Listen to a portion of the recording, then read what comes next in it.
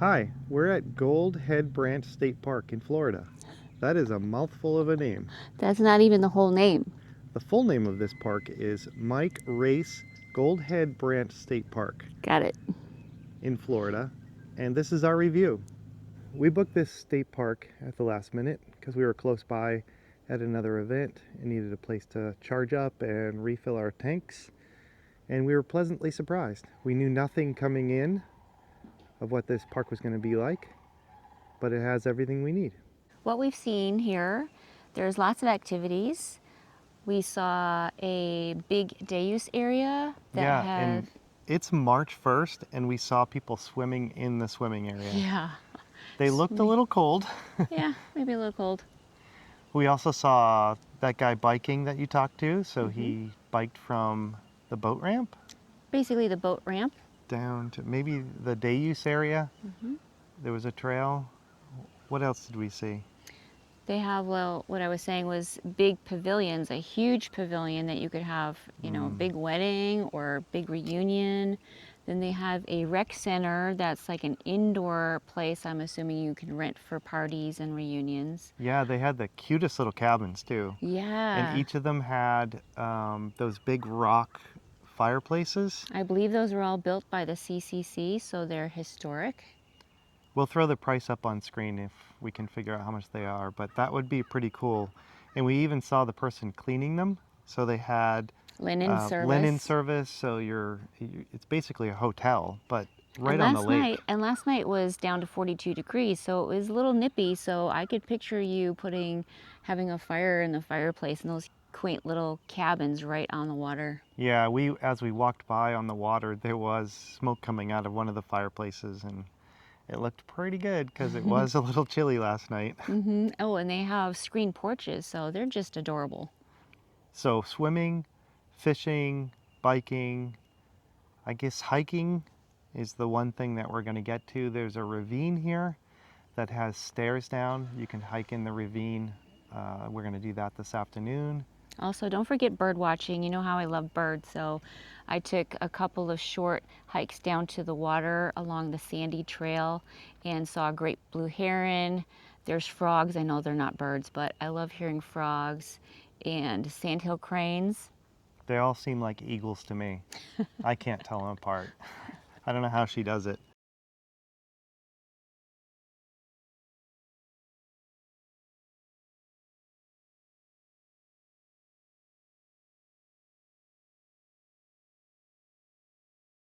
We had Starlink out. We had the Generation 3 dish, and we had no problem last night, even though we had a decent amount of leaf cover overhead. Site number 72 is great for Starlink. There's a huge space with no we trees. also have T-Mobile and Verizon for cell service, and both of those are working okay. It's not the greatest coverage here, but at least you can get something. And I love the hanging moss. It's very romantic and beautiful. I would say even the campsites are great because each one is about 50-50 shade, 50-50 sun. So you get a little bit of sun, you get a little bit of shade, so it's not too much of one or another, depending, or not even mattering what season you're here. Right. I mean, we're literally standing in one of the campsites right now that's empty because the people left. And this is the view you would have. Look at that view. This is number like 70, maybe like 68 or something like that. All of these in the Lakeview loop have a great view of the lake. And you can hear the sandhill cranes from all the way across the water. I love hearing the frogs out there. They're always croaking.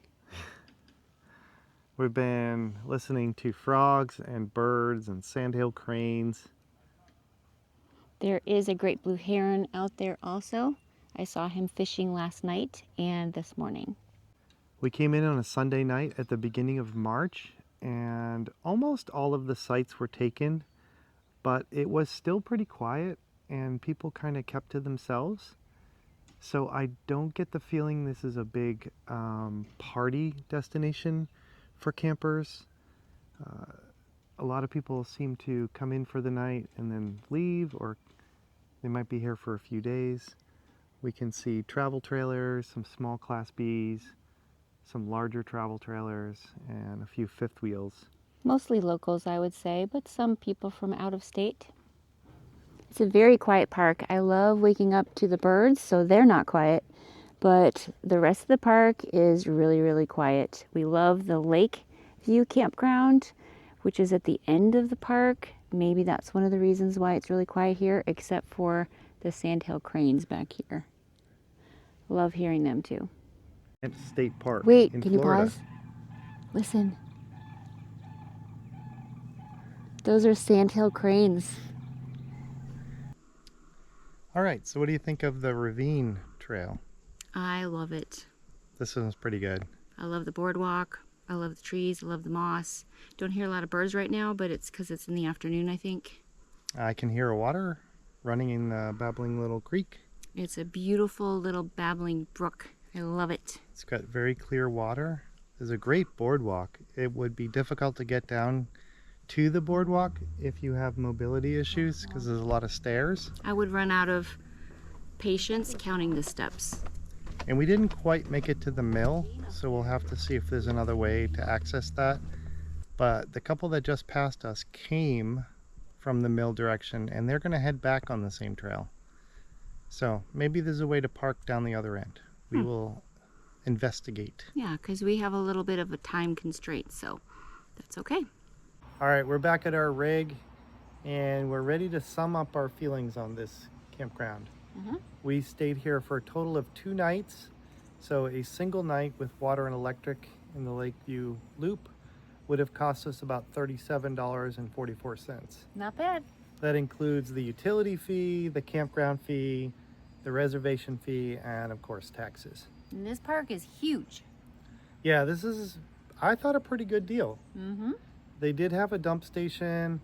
They did have dumpsters. We had electric and water, all for $37 a night. That's pretty good for us. Yeah, and we stayed in the campsites, and they are very roomy campsites. And there were so many to choose from.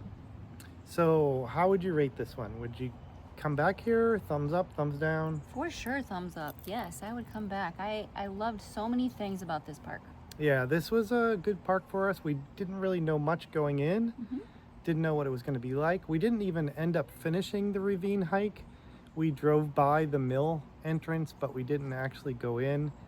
We kind of ran out of time here. We were meeting some friends, and we spent time chatting with them instead of doing more hikes. Which was lovely. We could have easily spent another couple days here. Oh, for sure. There was so much to do. I love walking along the water in the morning and seeing all the wetland birds, and the sandhill cranes were there doing their blah, blah, blah, blah. And I would have done so many more things. For the season, it's open year round, of course. It's in Florida. But for the season, it was a little chilly, I think, for going swimming, although there were some kids swimming. I thought it was relative for everyone, because I want it to be 85 degrees or warmer for me to go swimming anymore. But a lot of people will go swimming if it's 74 out. So it was warm enough for that. Yeah, plenty warm for hiking, walking the ravine trail, going to the mill, biking, picnicking. Yeah, picnicking and bird watching, of course. Huge area to picnic and have a group of people, and there's indoor pavilions, so you can have all kinds of group settings with reunions or weddings or all kinds of things. So this was a good one for us. We liked it. We'd go back if we're in the area for sure. Yep. 2 thumbs up.